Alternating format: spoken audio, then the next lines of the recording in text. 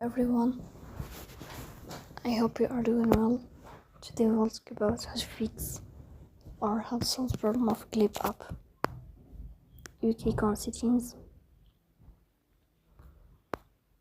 Here we click on apps, default apps, app settings. On above you will search about Glip. Then we click on first stop and we click OK.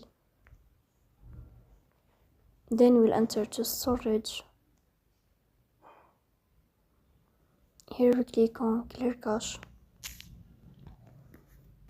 In the end, you will turn off your phone and you will wait a moment to restart your phone again to fix that problem.